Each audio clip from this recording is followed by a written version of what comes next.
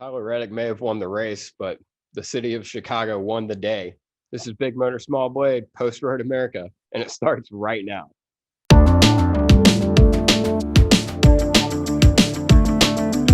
What's up, guys? I know you love that, Seth. I hate that more than I hate your take on this race. Yeah? Okay. That is saying something. I'm Buddy Pulley. He's Seth Dolby. I got my glass of Mickey Mouse tears. I'm ready to talk about Road America. I got my glass of Chicago loyalist tears. That's irrelevant. No. If you're Miller Lite, you fucking prick. Road America. All right, this ought to be a fun episode.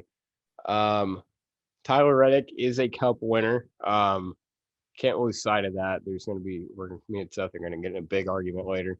But Tyler Reddick wins his first career NASCAR Cup Series race. Fucking finally.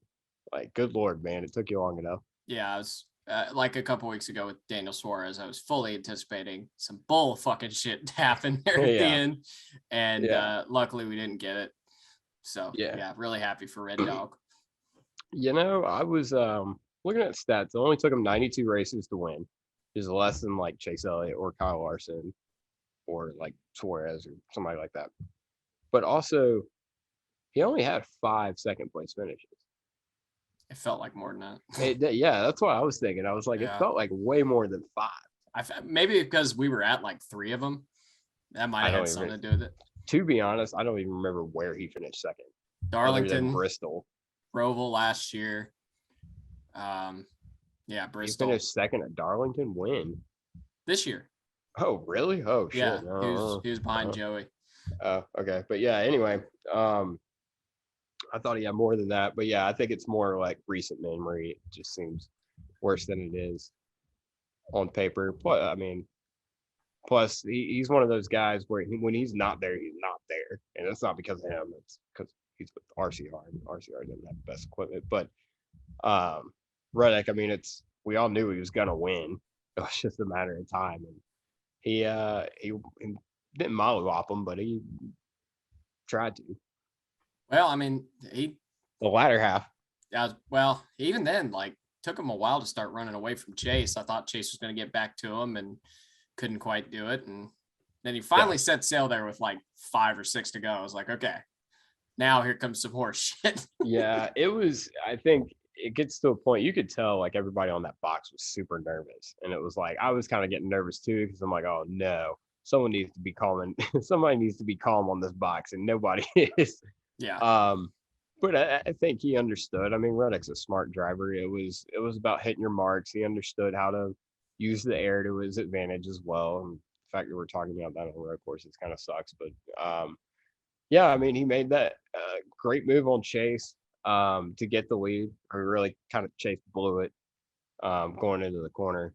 I mean, I don't know. I guess he was good. It was good that he was close enough to make that move, which was good because I mean I'd seen the same move made a couple times and guys weren't able to capitalize on it. Well, like Tyler kind of blew that corner too, and it was the first time the guys had been really pushing on low air pressures too. So it was a whole lot of stuff to learn about your car in a very pivotal moment in the race.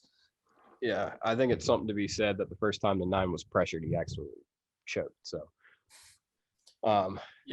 that's just me getting at everybody. That's not true, really. I think either way, it was less choking and more knowing you needed to be in the lead at that moment, just due to track position. It's one of those things when you dominate a race, that is one thing that can bite you, is when you get back in traffic and you don't know how your car's going to react, and sometimes it doesn't react well, or B, when you dominate a race like this and you don't have a lot of pressure when it comes time down to those moments. And there's a lot of situations that are changing, whether you're having to push on low air pressures, you're having to push directly out of the pits. I mean, when you're not in that situation all day, you can't prepare for it. So I think that's exactly what we saw. And I think the 8, I mean, he had been most of the top 5 all race long, but he knew what his car would do in that exact position, whereas the 9 didn't. Yeah, and Chase also hadn't, like, Yeah, car wise, he didn't know how his car was going to be, and also Chase has this just knack for getting around a road course by himself. A lot of guys kind of need a carrot. A lot of guys kind of need a carrot to chase, and I don't know if that hampers Chase or maybe it just changes it a little bit. But man, when he sees clean track, it's like he sees the fucking driving line when you put it on in a video game. It's like he sees that.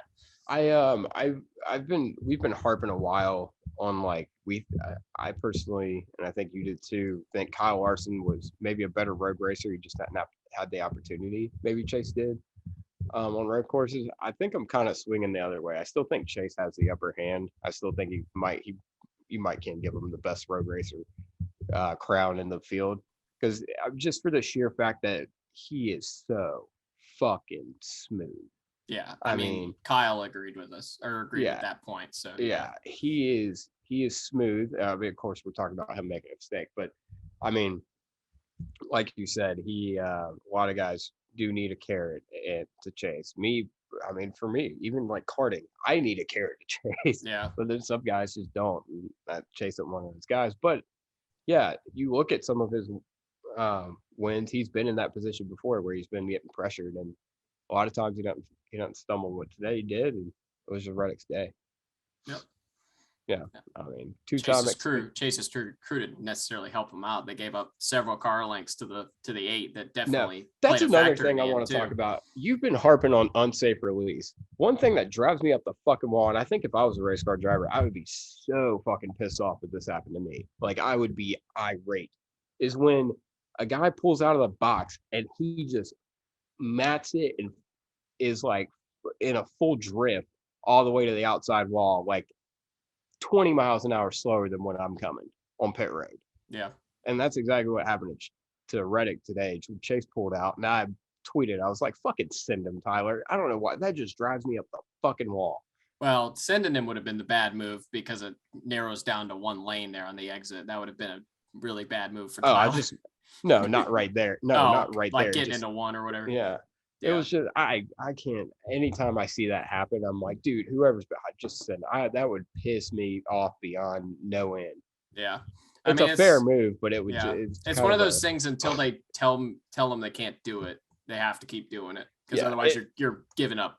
Yeah, it's a fair move. It's just one of those fucking.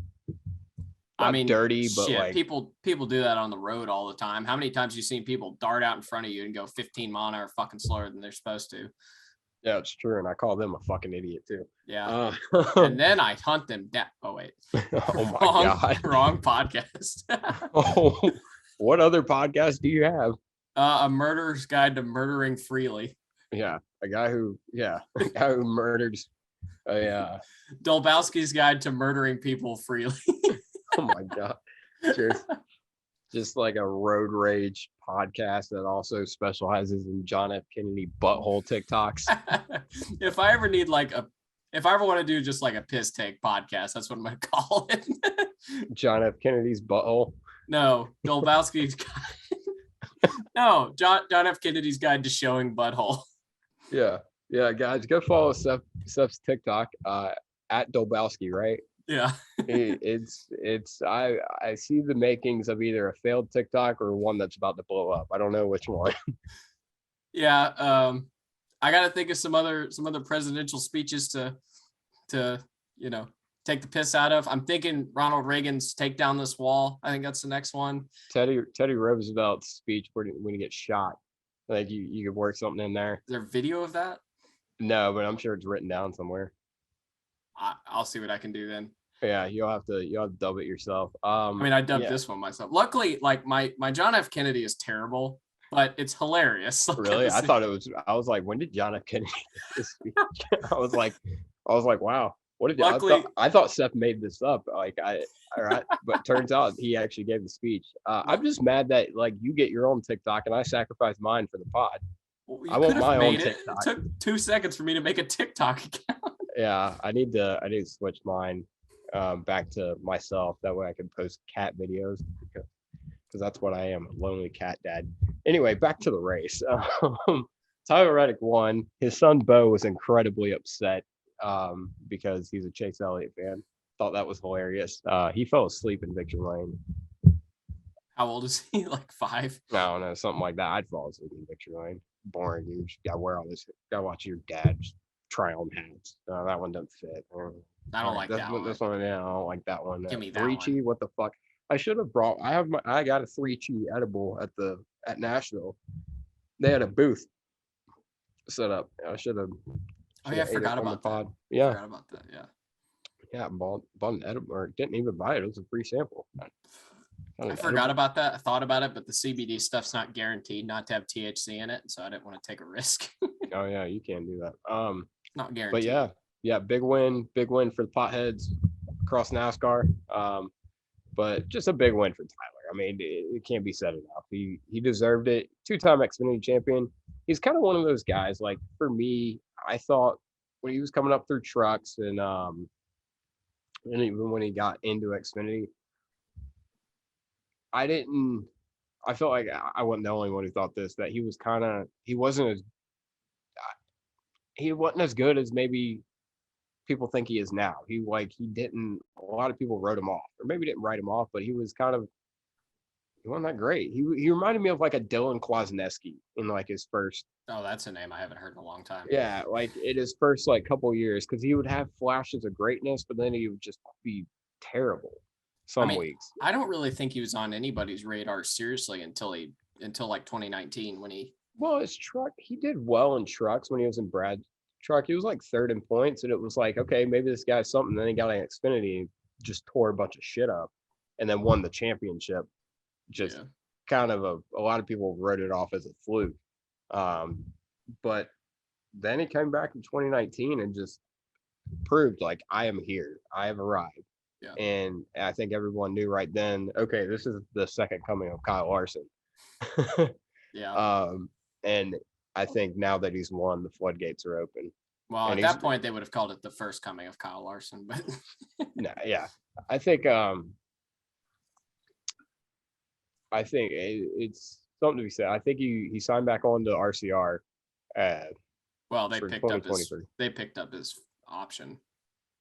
I don't think it was on him, but anyway. Oh well, whatever. I don't know. He'll be in the junior motorsports car in 2023. How about that? That's a bold take. Yeah, it's a bold take. In 2023. Yeah. 2024. No, he's coming back. Yeah, I was about to say. I forgot what year it was. 2024. Yeah, but he's going to be back there, and I think that it's doing a lot for that organ. Well, it's not doing a lot for Austin Dillon, but maybe if you'd stop focusing on your fucking stupid reality show, maybe you could drive a race car better. Just me. Or maybe we could just point out that Austin Dillon is in like the 9th year of his Cup career, and he has 3 wins. Yeah, exactly. All of them are basically horse shit. I had some fucking jackass I used to work with come up to my job the other day, and he was like, who's Austin Dillon? I was like, he's a driver. He's like, oh, I saw his show. He's like, is he like the best? I'm like, no, he's actually like not great at all. He's won 3 races for like 10 years. And he's like, yeah, but he's got a TV show. You're just a hater. And I was like, okay, all right. Technically, yeah, but like, whatever.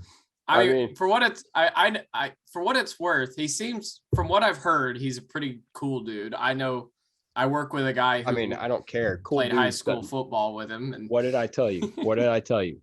I've said it before on this podcast. Nice guys do nothing for me. I'm sorry. I'm aware. Like, nice guys don't make you drive race cars fast. Jesse Luigi.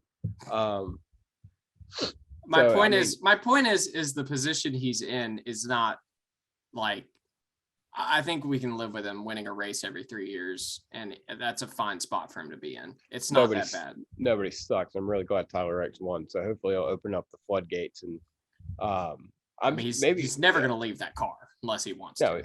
No, he's not. Can we stop talking about Austin Dillon? You brought up Austin Dillon. No, I was trying to bring up Austin or RCR.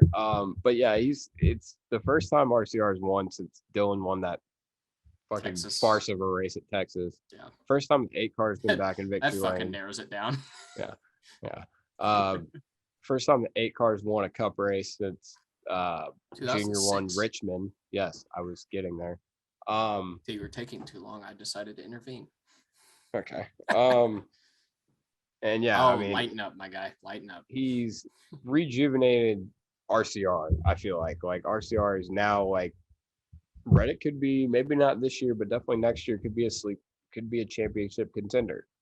I think he'll be at least a round of 8 contender this year, and that's something that RCR hadn't had since really Harvick was there. So I Yeah. mean, technically Newman, but we all know the Whatever. circumstances Yeah. with that.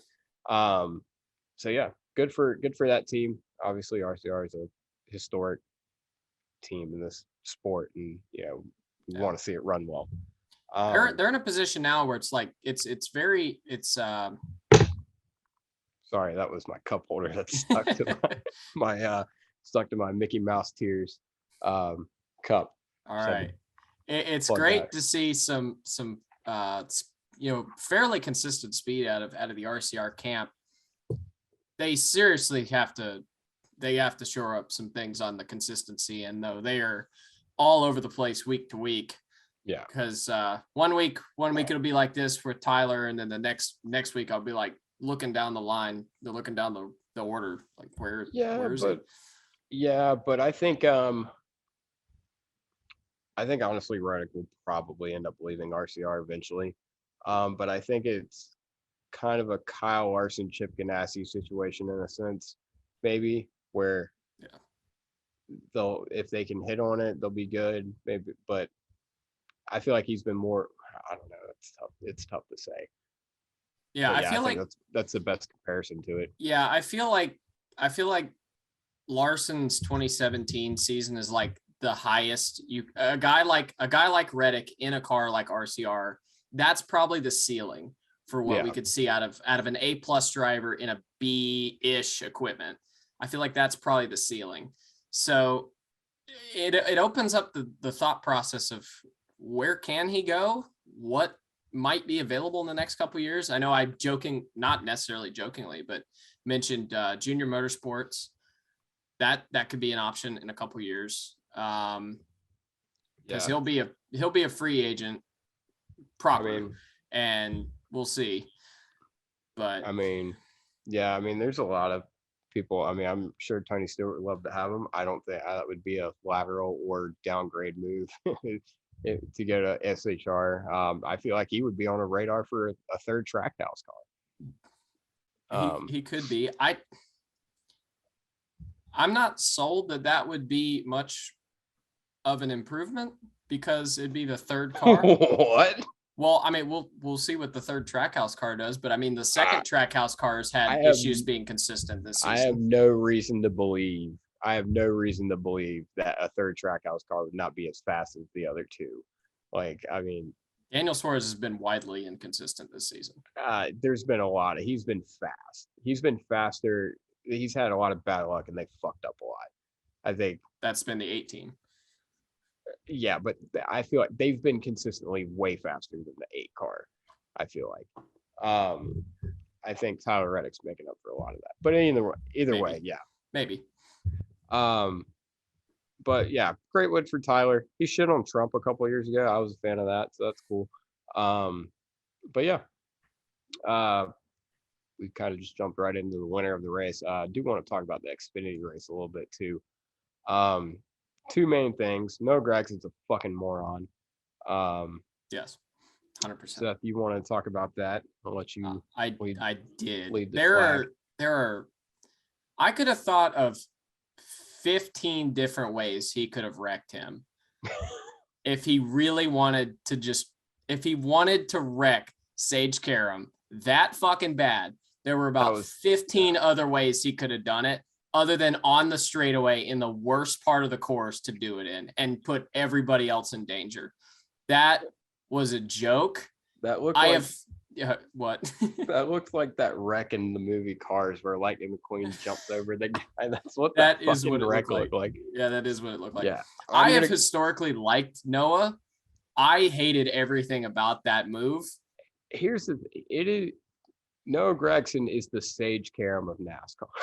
It is ironic that it had to be Sage, but that's the first thing I thought when I saw that. I was on the way to the airport picking someone up, and they hop in the car. They're like, what the fuck? And I'm like, yeah, I don't know.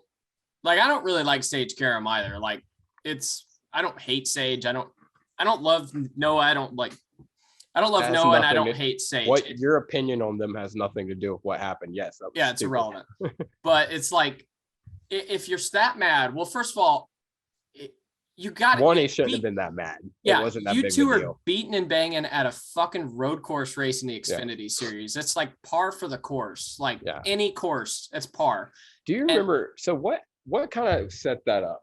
What really was it? Because Noah was holding him up. Noah was holding everybody up. He was not quick yesterday. Yeah, Noah was holding him up, and then Sage got into him in turn 1, and I believe turn 2 as well. But yeah, I think he moved. Yeah, he tried to move him, and then he got under him going into the next corner, and then got into just a tiny bit. Kind of ran him off the track a little bit, I think. Nothing terrible, but just a little bit. But when you're holding guys up for fucking 80 corners, which it probably was, that's probably not a stretch. I mean, yeah, dude, you gotta expect you're gonna get moved. I mean, yeah. And then on top of that, it's like, okay, if you're really that mad, you feel like you need to send a message right now. You go down into turn 5. Yeah. You go down into turn 5 and you send him. Is that a great move? No, you shouldn't do that. But that's so much better than doing that. You were in the prime position to let him go and then send him you were in going into the perfect corner to send him and create a 1-car problem. Jacques Villeneuve made the blueprint in 2012 for how to do this. Yeah, Jacques Villeneuve's a jackass. I remember watching that. He's a fucking. I still can't stand Jacques Villeneuve for how he raced when he was. But I'm so glad he didn't do what Noah did. Oh yeah, Well, he did. He did it at Montreal one year. Well, okay, in that instance. Yeah, no, it was just stupid. It was like he blew his head. It was like a Kyle Larson move. Like, well, no, I just said that to fuck. It was more like, I'm trying to think who. It reminded me of Kyle Larson at the Clash on Justin Haley. Yeah, actually, a little bit. Yeah, huge pile. I mean, so many guys, and he just gets out of the car. Yeah, I hate everybody else with the ball, but I was pissed, man. It's like, God damn it, Noah. Like, you could have picked so many better opportunities to just pay it back. That was vintage Noah right there. Glad Brandon Brown's all right. Shout out to Mike Snyder for going to check on him. That was nice. Mike seems like a nice guy. This is totally off topic. I just think Mike Snyder seems like a good dude. I mean, Brandon Brown hit fucking. And then George Russell, even like, he inspired George Russell to go check on what's his name? I actually don't know how to pronounce. Yeah, that's how you pronounce it. Yeah. In the F1 race. Well, don't just make sure not to boo George Russell. He might cry. Oh God, I wouldn't boo him, man. I wouldn't boo George. I don't have a problem with George, but like he looks like a Ken doll, man. It's kind of hot. Dude, I like laughed my ass off when I was sitting there reading George Russell talk about not wanting to get or not liking getting. That's booed. A whole different world. You're talking to the wrong guy. And then reading the comments for F1 fans, like half of them are okay with what he said and half of them think he's stupid. I'm like, really? You're an adult. Fucking take it like a man. Yeah. Anyway, that's irrelevant, but I just thought it was dumb and I wanted to talk about it. Yeah. But yeah, it was just a fucking stupid move. I think we can all agree that that's definitely a nominee for the 2311 Pit Crew Dumbass Award. Yeah. Wait, hold on. Shout out to Matt Dierkel because he texted me literally yesterday when the Noah thing happened. He texted me verbatim 2311 Pit Crew Dumbass Award nominee. I was like, what a G. Appreciate the view, bud. Hell yeah. But yeah, if I'm Sage, I'm seriously thinking about I'm decking his ass. Fuck that. No, I am Matt Kensething his ass the next chance I get. I want Sage I want to hear the story about them at the airport and Sage is a big boy. Noah's a scrappy motherfucker, but is Sage a big boy? Oh, okay. Yeah. Sage swole Sage, man. But no, I mean, yeah, Noah, we clearly know that he can't throw a punch or can't land a punch. He can throw one, he can't land one. Yeah. Daniel Hemmer can tell you that. But yeah, other parts of the Xfinity race. I don't even remember really what happened other than that. There were two Kyle. main things, that and then Kyle Larson blew it. Yeah, he did. He completely blew it. he just flubbed it in an Xfinity race. Kyle Larson. I mean, if that damn bullshit caution hadn't come out. Bullshit caution. I guess, he no, didn't. He blew off the front end of it. He should have blown off the back end for it to be a caution, huh, Seth? Yeah, that was Goddamn, Cole Custer had to lose his brakes and made Seth cry. I did not cry. No, but yeah, I mean, Ty Gibbs, man, okay. Ty Gibbs reminds me of Ross Chastain. They both are very talented, very fast drivers. They both have caught a lot of flack for the way they have raced, and they've raced like jackasses. And also, I don't believe for a minute second that believe anything that comes out of their mouth. I'm like, Ty, he's raced a lot more mature the past couple weeks, but some of the things he says, I'm like, dude, this is like someone's writing this shit down. He's practicing in the mirror before he goes out of his holler every day. And like, I don't believe a word Ty Gibbs says. I don't believe a word he says. As long as he continues to walk the walk in this case, then I'm okay with it. He is a stick of dynamite. I think. Oh, yeah. So I think I was, and not to take anything away, he raced a really good race, and he raced Kyle Larson hard, and that's the best of the best. He went up against Goliath and won. The GOAT beat the GOAT is what I tweeted. But I don't know. I don't buy it. He's walking the walk right now. I don't know. They keep walking the walk. I'd love to see it happen because it's like he's a talent. He's a hell of a talent. Oh, dude, and he'll keep doing this for while he's in Xfinity, because clearly I think you were on to something last week when they decided not to bring him up to Cup this year because of it, and now all of a sudden he's acting like this. Oh, dude, it is hilarious because this will last. This will last until he gets to Cup, and then he will be a little shithead again. Yeah, exactly. And then he's gonna get his ass whooped. Kevin Harvick's gonna be in his last season. Well, it's not gonna be next year. Fuck. Kevin Harvick will come back just to whoop his ass. Kevin Harvick will sign a 1-year contract just to spite me, and he'll race Ty Gibbs. We'll be driving like New York NY Racing or something. Kevin Harvick will get a fucking assault charge on a minor because he's gonna manhandle Ty Gibbs. But no, Kevin Harvick gets in the slowest car he could find just so he could get in Ty Gibbs' way and then beat the shit out of him afterward. I mean, that wasn't what I was getting at, but okay. Oh. I feel like that would be peak comedy though. That would be. But no, I mean, Ty won. He's been incredible on road courses. Like, I mean, ever since, I think, what is it? He's led in every road course race he's ever run in Xfinity. Has he really? Yeah, that's a stat they threw out there. Not that Rick Allen was throwing out like stats that stuck. He said that this was the first time we had 5 first-time winners in Cup since 1970. I'm like, 2011 existed, and then he went back and corrected it. Well, he was saying 1950 or 50, yeah. Yeah. Wait, we had 5 in 2011? Yeah, we had Ambrose, Reagan, Bain, Menard, and Ambrose, Bain, Reagan, Menard, and who the fuck else do we have? There's one I always forget. I don't remember. Do you remember what track it was? Fuck no. Ambrose, Bain, Reagan, Menard. I feel like there's one that like actually did something in their career and I forgot, and that's the one I'm forgetting. I feel like it was those 4. No, there was 5. There was definitely 5. Okay. Yeah. Well, we'll continue. I'm gonna look that up. Yeah. My phone's back here. But anyway, Ty Gibbs, he let's see, what was last week? Where did they race last week? Nashville, that was it. Obviously didn't have the best car. The 54 car didn't have the speed it did at the beginning of the year or last year. But I think if he can keep his head on his shoulders when he does have speed, I think he's going to be I think he's going to continue to click off wins. I mean, this is win number 4 already this year. Yeah. And I think he's on his way to probably like, I bet he wins like 10 races. I bet he just just tears the field apart in the playoffs. I definitely could see that happening because there will definitely be no cup drivers in the playoffs. So Yeah. yeah. You figured it out yet?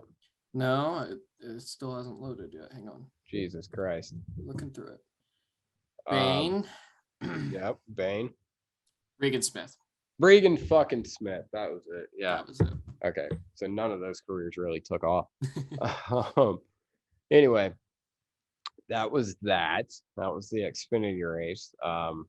It was a respectable show, I guess. Right. It was it wasn't I don't know. It was an Xfinity race at Road America. They've never been fantastic, but they are always solid. They're usually, solid would be the way to put it. Yeah. Cup race. Talking about the Cup race. What do you got? Talking about the Cup race. This race was fucking solid. And you're an idiot. Get right into it. Oh, this race was solid. Okay. All right. Was solid. Okay. What about it was solid, Seth? There were battles all the way around the track. We had at the end a two-car battle there were. The fucking entire midfield was battling the entire time.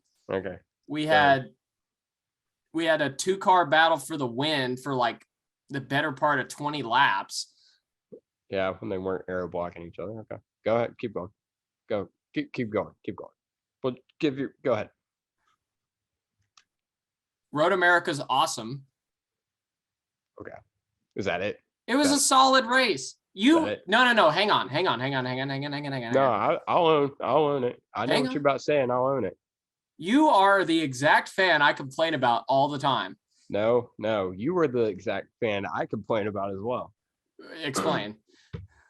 Or do you want? I can explain first since I'm accused you first. Go ahead and finish your point, and then I'll make make a counter argument. We talk about all the time how every race isn't going to be a barn burner, this, that, and the other. And good God, the moment we get some green flag fucking racing at a racetrack, is it perfect? Should we be running with diffusers on cup cars at tracks that aren't terribly fast and road courses? No, we shouldn't. That would improve the racing by a lot. But the moment we get like green flag racing for the majority of the time, you just like immediately go to that is cap. That is cap. Dude, all the time this year when we're not actually doing batshit stuff. No, that's cap. That is cap. Okay. That is cap, and you know it. I don't. I just said it. I don't bullshit you, buddy. Yeah, you do. You bullshit me as long as it makes your point stronger. Here's what I think. One, there weren't battles going on all around the track. There were battles when they were showing them, and that was about it. You could look through the field, and everybody was running in a straight line. A lot of it was because that's racing. No one was passing anyone. That's not how racing works. Go to the dictionary and look up passing, and then go to the dictionary and look up racing. They're not the same thing all the time. Yeah, but to make good racing, you have to have passing. I didn't see that. Chase Elliott dominated most of the race. That's fine. That doesn't make it a bad race. But he dominated most of the race, drove away. No one else could pass. I saw 2 passes this whole race. 2 passes. That's awesome. And then you weren't paying attention. There were definitely more than 2 passes. I saw 2 passes that like were significant enough to like pay attention to. 2 so we got green flag racing and you stopped paying attention. That's what you just told me just now. No, that's not at all what I just told you. I don't have a problem with green flag racing. I have a problem with the fact that this track is narrow as shit. It just doesn't work for our cars. It just doesn't work. Like last year, it was the worst road course last year. It was the worst. Exactly. It was the worst road course last year. It was the worst one this year so far. And we can this was debatable with Sonoma. Yeah, they were. I'll give you that. Coda was way better. Our argument last week was Coda should go instead of Road America. Well, that we see right there. The diffusers definitely, there's a point to be made about that. And we'll talk about how the diffusers definitely hurt the racing here. But I mean, well, that's the problem. Is just, the diffusers hurt the racing at all 3 road courses. But here's the thing: this is our second race with 2 totally different cars, with 2 cars that have produced good racing at other road courses, and in 2 times we haven't gotten good racing. I would argue we haven't really produced great road course racing yet with the new next gen car. I thought Coda was great. I thought Coda was awesome. Well, go back and I'll have to go back and watch it too. But the way I remember it was that AJ Allmendinger was just trying to run down from 3 car lengths back Ross Chastain for the better part of the last 35 laps. That's not what happened at all. That was literally like the last couple laps. Reddick was leading for a lot of it. Remember? Not a lot of it, because that was when he was running top 5, and his crew chief came over the radio and said, "Hey, stop beating yourself up about it. We're running top 5." No, Reddick was not leading a lot of that race. Not at the end. Leading. It doesn't matter. The point is, they were all running for the lead. Like, there was a lot of action. People were able to get to each other. People were able to make passes for the lead. You didn't have that today. We saw 1 pass for the lead. The entire last half of the race, the leaders were within earshot of each other until the very end when Chase Elliott basically gave up the ghost. There? No, you couldn't get there. Reddick did get there. You could, he got there once. It took Chase Elliott fucking up royally, and Tyler Reddick not fucking up that much for him to make the pass. That's racing. You can't just make your argument stronger by just saying that's racing. That's all you're doing right now. I'm not trying to make my argument stronger by saying that. I'm saying that a lot of times in racing, you have cars and drivers that are very equal going at it for a long time. And the only thing that separates them is one of them fucking up. That is textbook racing. Dude, no, I think here's the thing. It hasn't been the worst track for Xfinity for road courses, but it's definitely hasn't been the best by any means. I've thought it has produced mid racing compared to some other road course racing we've seen at Xfinity. And the 2 cup races we've got, neither one of them have been anything to write home about at all. I don't think this is a bad track. I don't think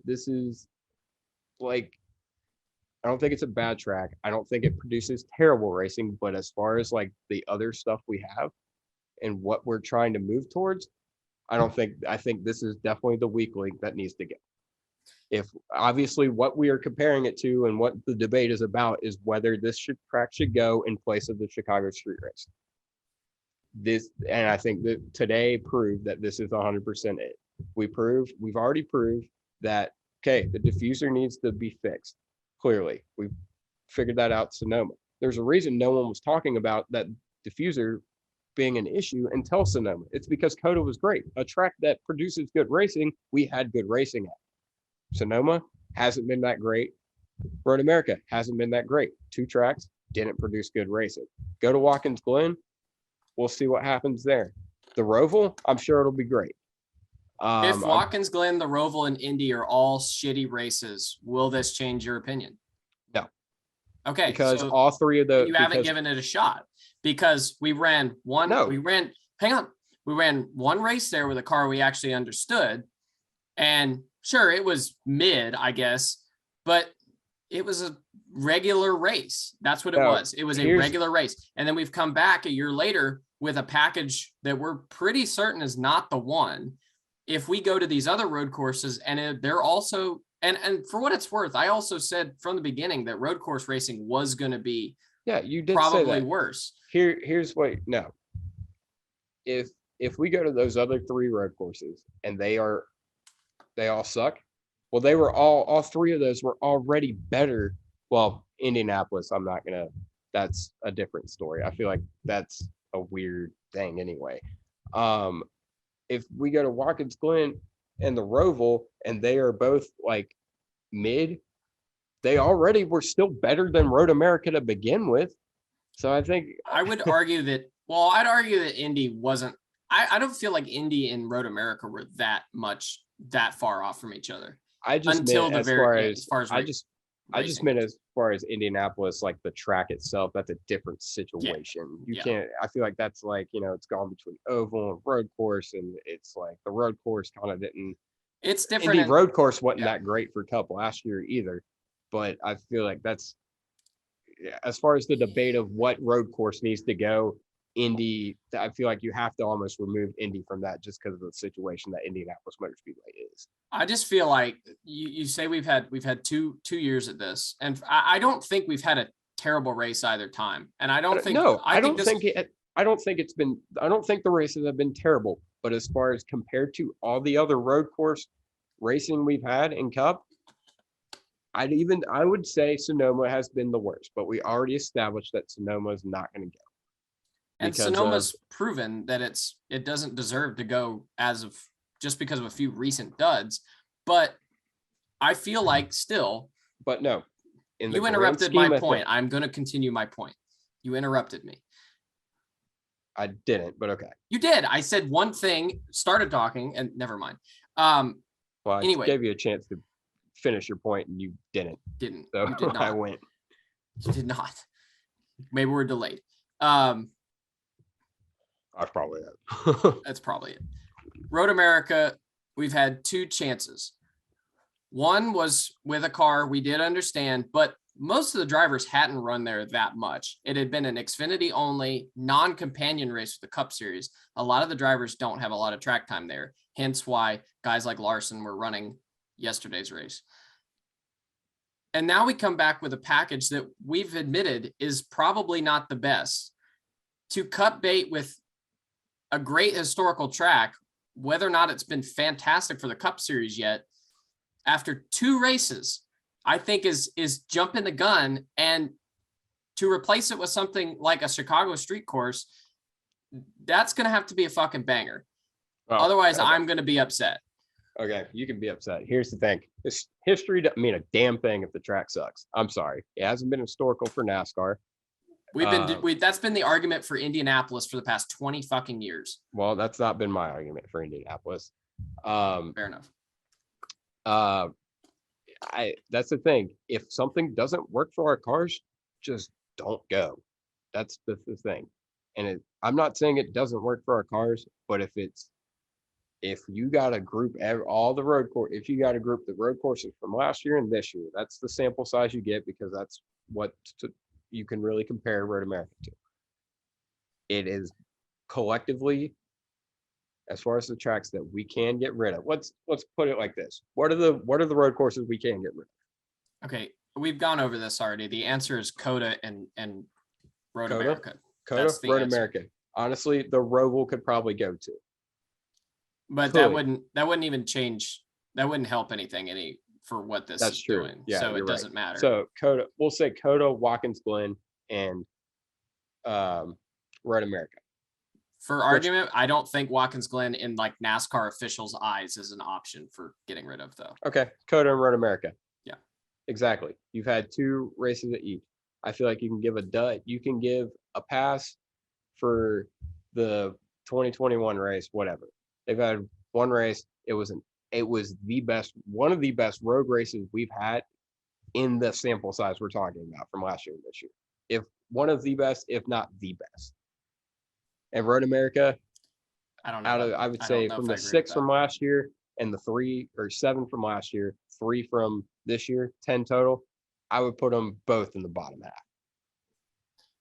I would not put COTA this year. I would not put nearly as highly as you have, but sure. But my point is I don't think this was my point, I guess, is, and I understand that your point is getting rid of a race because you want to go to Chicago. And I get that. No, that's not fine. No, that is where your point is coming from. What race do we have to get rid of? Right? Not because you want this or whatever, but it's like we have to get rid of a race. I would love to keep Road America on the schedule. It doesn't sound like it. I would love to keep it on the schedule, but not if it's gonna take anything else. If it takes away what we think it can take, what is really available to take away, I vote Road America off. Okay. But if we could keep it, that's fine. It produces okay racing. I I think think in the right circumstances, maybe it could produce good racing, but it's not going to, I don't feel that it's going to produce better racing for our cars and our drivers than something else. If the I Chicago Street yeah. Race is a dud, then it's a dud. But it's something that one, NASCAR's want to drive. Two, most of the fan bases want to drive, whether y'all want to admit it or not. And so I mean, Yeah. I mean, like I said last week or whatever week it was, and you can't have everything. If you're gonna get the Chicago Street Race that a lot of us wanted, you're gonna have to get rid of something. And Road America, 2 races, two maybe not duds, but 2 subpar compared to the sample size, in my opinion. yeah. I mean, so again, I'm not anti street course. I'm not even anti Chicago street course. It sounds like a fun time. I think my perspective is a little bit different because a lot of it. So even if say we have 2 boring races, a boring race at COTA and a boring race at Road America, it's just for sake of point. If we have 2 of those races, at the very least, I'm going to enjoy watching the drivers drive at Road America more than I'm going to enjoy the drivers driving at COTA because there's interesting corners and visually it's more appealing. I can count like 3 or 4. I can count 3 corners at Road America that I would want to sit at and watch a race. I can't think of any at COTA I actually want to sit at and watch. You also have 10 or 12 years of watching NASCAR at Road America where you could think that. Here's the thing. I've been watching F1 long enough to know what corners I would like at COTA. That is a bullshit argument. Hairpin corners and tight and hairpin corners are good no matter what series, typically. Dude, I'd want to sit in the S's. That last combo of corners where AJ, Ross, and Alex were all going at it, that was fun. If I was going to go to COTA, I would want to sit at the whatever that fuck that complex, you know what I'm talking about, coming down. No, it's not the back straightaway. Yeah, after the back straightaway, there's 2 corners. We do that hard, that right, and then that hard left right after it. I don't know. Anyway, I like that set of corners. You rewatch COTA, and we'll talk about this not on the pod, and we're getting a little off topic. That's what I think. I think that if we got to get rid of a road course, and there's let's be honest, really there's only a small sample size that we can, Road America is the one to go. Bottom line. I mean, if the Chicago Street Race is a dud, okay, get rid of it. Fucking okay. I'm not saying we have to go to a street race and we have to keep it. I mean, I don't see why we can't keep Xfinity at fucking Road America. I mean, I would hope they would. I mean, I'm not even arguing. I'm not arguing against your street race. That's what I'm saying. No, well, I know. I don't know. I don't know where all this fandom for Road America came from NASCAR fans. I get it for other series. It's been different. A lot of no, for what it's worth, a lot of people have been asking for Road America on the Cup schedule for years now. I never got it. No. I never understood that. Still, I was one of them, so that's why there's a disconnect here. Well, I was fine with it getting on the schedule, but like it was. Yeah, I could live. You were fine with it, and I was excited about it. So that's where this comes from. Yeah. Well, we'll see what happens. Yeah. Yeah. What was your other thing you want to talk about? Oh yeah, I just want to hammer home the point that gets brought up every road course, and oh yeah, yeah, a big one. The point gets brought up every road course, and it's like beating a dead horse, but the horse ain't dead yet, so we're just gonna keep beating it until. Oh, here's another thing about Road America.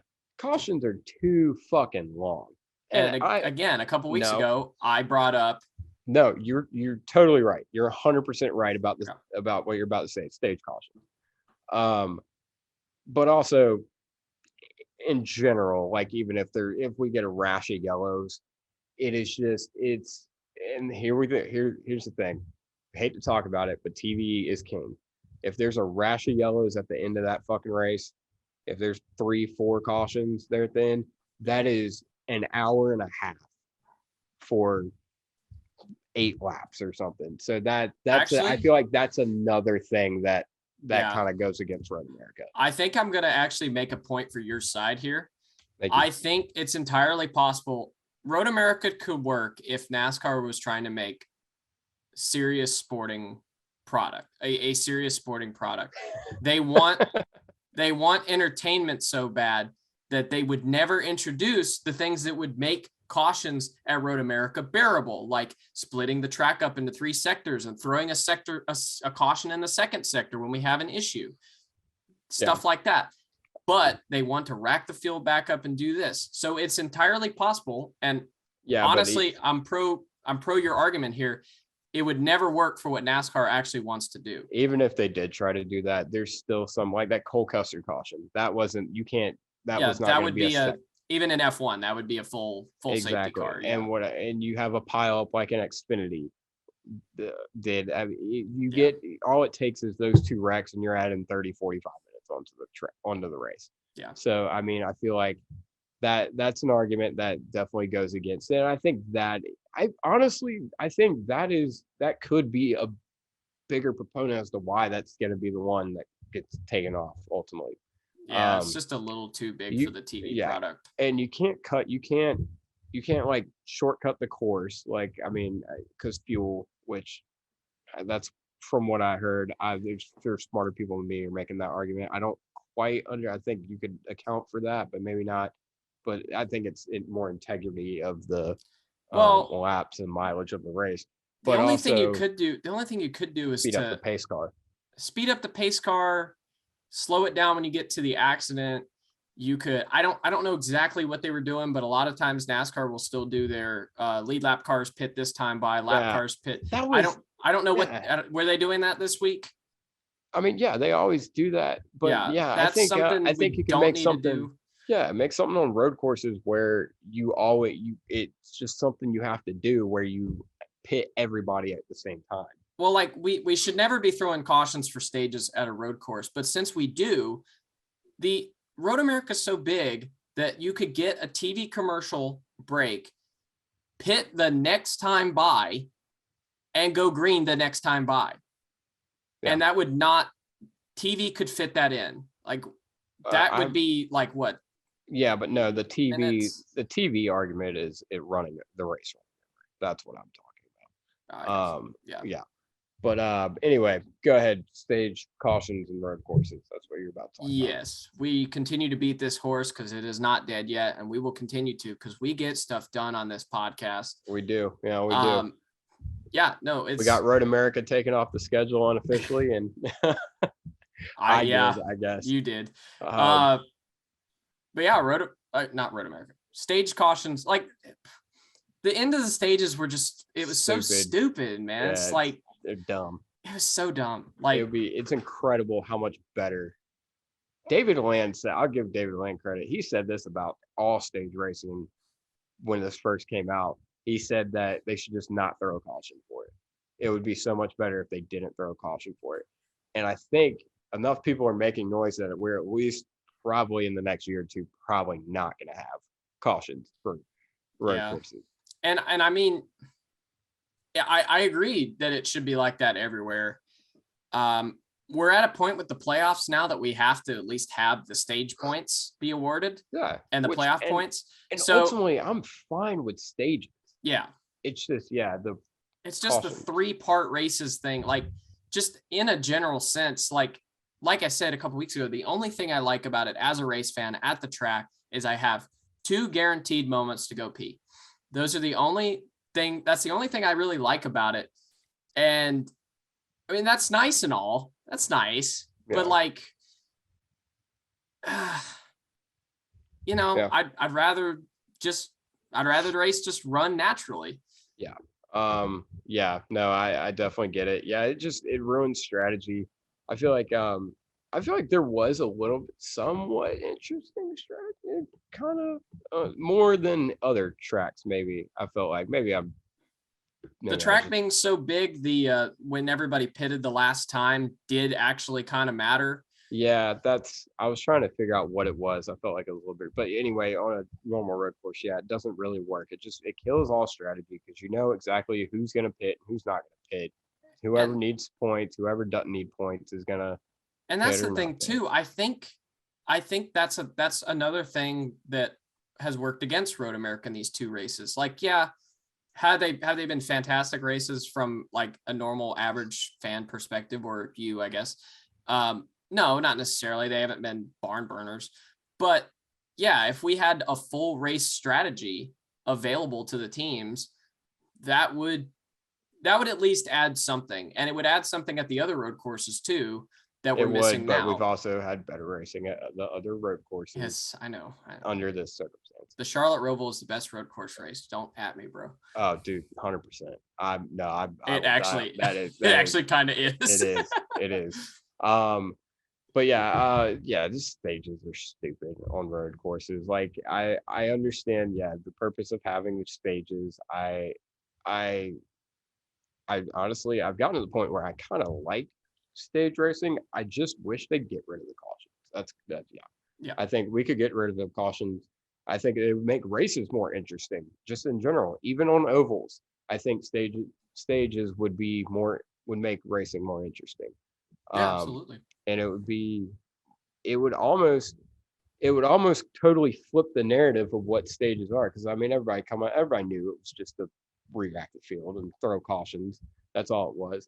But it also flipped the narrative. It almost flipped the narrative of, wow, no, you really have to be good throughout an entire race.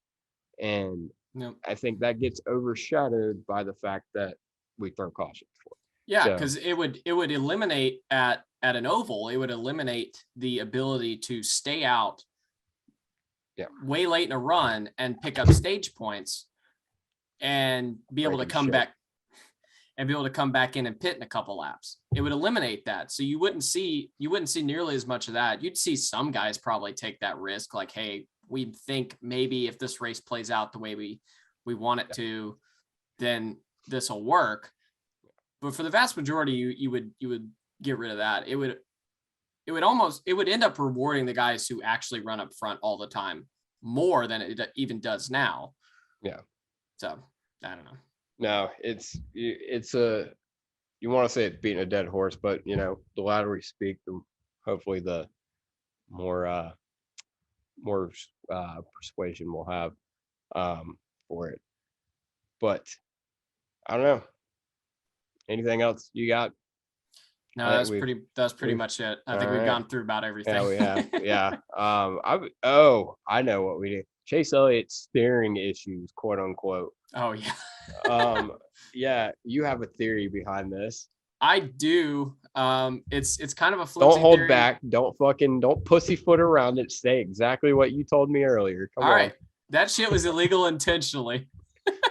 Dude, that motherfucker was driving a squatted truck around this fucking track. Dude, his I'm sorry, all the back ends were low, but his was especially low. Like you shouldn't be able to visually tell. Like people were lighting up Twitter about it. I mean, that car, I think honestly what happened is they fucked up the air pressure or whatever for the last run of the race, and that's why he didn't win. Yeah. But yeah, what were you saying? I mean, like, he's sitting there talking about having steering issues and this is unbearable. And the damn thing is 0.4 quicker than the field. It was like, or no, it was half a second clear of the field. And it was just like, first, yeah, like that shit had to be illegal. And for some reason they didn't tell Chase about it. Yeah. And I don't know why they didn't say, Chase, shut the fuck up. Well, dude, they kind of did. They were like, Chase, you got to live with it. Chase, you got to live with it. That's literally what they were saying. It was shades of when they were fucking around with the rear end housing back in 2012, and Dale Jr. hollers on the radio, that damn rear end housing falling out of it. I guarantee you, Chad Knaus was sitting there like, and Justin said, get him to shut the fuck up. Yeah. Well, Chad went to Steve, and he's like, tell Junior to shut the fuck up. Yeah. Dude, he was standing in the pit box. Yeah. He didn't look concerned. He was just standing there like, he was probably concerned. He's like, God damn it, this motherfucker's gonna blow. No, I mean and honestly, it might not have been illegal, but it definitely looked different than everybody else's, and he was driving away for the field, and there was there's too many parts and pieces that it's too much fun to make a conspiracy theory about it. I mean, I'm still part of the crowd that believes that Chase Elliott could pretty much drive anything to the front at a road course, but still, like, there is no way that thing was wrong, like messed up, in a bad way, and he was still able to drive it half a second. Like, I guarantee you, if they'd have come down and fixed it, he would have probably come back to normal. Yeah. Like, had to have been. Anyway, let's put it on the bitching scale. Where you put it? Well, what's the are we gonna do the thing, or are we just gonna arbitrarily throw it on the bitching scale? No, let's do the sliding scale. All right, the top being 3 chi free samples. I like that. 3 chi 3. And then the bottom being the bottom Noah floor crashing the field. No. The bottom floor of the Sears Tower in Chicago that we're gonna get to see next year. Yeah. That's the bottom. So I'm gonna put it at a Wheaton, Illinois. At a Wheaton, Illinois. No, I'm kidding. I have no idea what that means. Yeah, 30. You should put it west of the bottom. West of the bottom. West of the bottom. No. I'm gonna put it. I'm gonna put it. I think I'm gonna put it at like a. I'm gonna put it. Go ahead. I'm gonna put it at a Clifford the Big Red Dog. What the fuck? If we're doing that, I'm gonna put it at. I'm gonna put it at. I'm gonna put it at going to see the Minions movie and not moshing. That's where I'm putting it. You'll have to explain that to me. That's where I'm putting it. Sundress, obviously. Who you got? Red Dog. Reddick. I got an argument for this. Oh boy. I got a solid argument too. Okay. All right. The 23 crew gained Bubba Wallace a spot on pit road. Oh, that's a solid one. That's a great one, dude. He had a terrible day. Poor guy. But yeah. That's my. That is the most Bubba Wallace thing I've ever heard. The pit crew finally gains him a spot on pit road, and he just has the worst day ever. Yeah.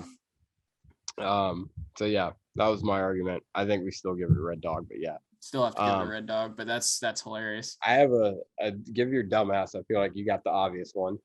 Noah. No, Gregson. I also have an argument for this. Denny Hamlin has 26 pit road penalties this year. Yeah, that is absurd. That's a lot. How did he manage 26? He went through too many boxes twice today. Yeah. Like, I mean, he talked about Bubba. He can't embarrass the team. I mean, Denny, you're embarrassing. Well, then they brought up to like defend Denny. They brought up, they're like, oh, this is a problem at Watkins Glen too. I'm like, when? I've never heard of this penalty at Watkins Glen in my life. And Denny Hamlin, but you know what I've heard a lot of? Denny Hamlin getting pit road penalties. It's been a meme for fucking years. I don't know why. Like, he's a top tier driver. It's gone up to like 100 this year though. Dude, why is he not? That's why he hadn't won a championship. Because he can't fucking pit the car right at Road America. Clearly. That's it. That's the key. We figured it out. He figured it out. And now he'll never win a championship because we're not going to go back to Road America. Yeah, exactly. Son of a bitch. Yep. And but yeah, Noah Gregson definitely dumbass of the week. Kevin Harvick fell out of the playoffs. Thanks, Austin Dillon, for fucking blowing a tire. You cost Kevin Harvick a whole point. You jackass. I was sitting there, I was like, Dylan blew a tire. I'm like, of course, you have to be running behind Kevin and above Bell, you dickhead.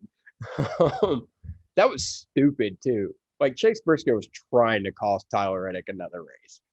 Yeah, Chase Briscoe is a missile. And then like Dylan, I'll give Dylan credit. It seemed like he was like, dude, my teammates lead. I'm talking like, I don't want to be in the middle of this. Pop, pull him down my fire suit and spank me if I fuck this up. I bet they came out of the radio like, get off the fucking racetrack right now. Oh, 100%. I was sitting there I was like, crap, where's he at? Can he get off the track? Dude, I was like, that tire's gonna blow the fuck up, and this is gonna be a caution, and this is how Tyler Reddick loses.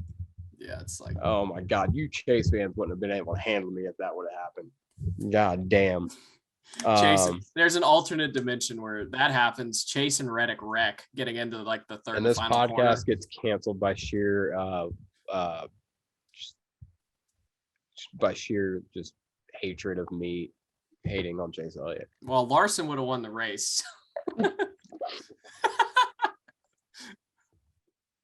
Well, I'd have gotten on here and be like, see, I told you, road course king, Kyle Larson. I don't think that would have happened. We gotta give our picks too. Well, let's go over our previous picks. I had Chase Elliott. Fuck you. I hate you so much. You had Ross, right? Yeah, I did. Son of a bitch. This sucks. Eat a bag of dicks, an entire bag of dicks, yeah. buddy pulley. You're at 33 and I'm at 22. Yeah. Where are we going? Hotland. Oh shit, we're going to ass. I'm not more of an ass man anyway. Yeah, Bubba Wallace.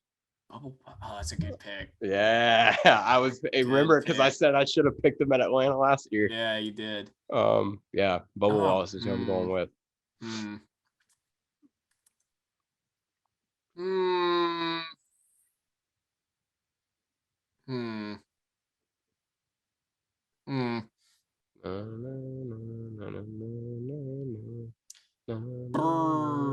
Brad Keselowski. Jesus fucking Christ, that's a hell of a pick. I think that's who we picked in our regular, main picks. We picked Brad to win it. Did we? Second Atlanta. Yeah. Can we talk about how much of a hot streak we were on at the beginning of the year? And we picked one winner since the beginning of the season. What was the one we picked? We collectively picked Denny Hamlin to win Richmond. Other than that, we've been totally we have been nowhere. We've been nowhere. As far as our individual picks, we've only picked one the entire year, right? Yeah. Well, and the problem is Kyle Larson's been nowhere. Yeah. I mean, bastard. We had him winning. Yeah, motherfucker. Road America. Also, 4th of July weekend at Road America, or just anywhere not Daytona, kind of sucks. I do like Daytona as the final race before the playoff or the playoffs, but I'm playoffs. We got to find some identity for 4th of July weekend. I mean, I got some choice words for this country too, but I feel like it was a kind of a tradition. A lot of people get off work and, it's a long weekend. I feel like we do need to find some identity for this weekend in particular. Here's my proposal. The Coke Zero 400K on the Daytona road course. Oh my God. Yeah. Third. Yeah, definitely. Yeah. Atlanta would be a good one. We can do a night race at Atlanta. There we go. 400-mile night race. Let's go. Dude, can we talk about, we won't too long, but I'm dreading 400 miles of this fucking Atlanta race. I'm dreading being there, period. Yeah, really? I'm excited to be there. Just due to the heat. Yeah, it's just going to be rough. It's actually not looking too bad. Really? Yeah. We're going to do a weather report before we leave you guys today. But 400, well, if you're just talking about the race length itself, 400 should be fine. No, 300 or 500 miles seemed like it was 900. So well, 400 last year was well, fine. It's supposed to rain, so that's fun. Oh. But 92 on Saturday and then 87 on Sunday. But raining. Yeah, so we'll get night races. It'll be fine. How the fuck are we going to get home? By car, probably. That's not what I meant. Oh, okay. We'll 7 o'clock in the morning? Yeah, probably. We can just drive around and spend the night there. He gave us permission. Fair enough. Yeah. That's it. Yep. We will be at Atlanta, so there'll be a buddy pulley safari next week. That'll be a good time. No alcohol required, but there will be some consumed. A lot. Yeah, there will be. But yeah, that's I think that's been the show. We'll see y'all next week in Atlanta and next year at Chicago. All right. He's been Dumbass. I've been Sundress. This has been the Big Motor Small Blade podcast. And, ass.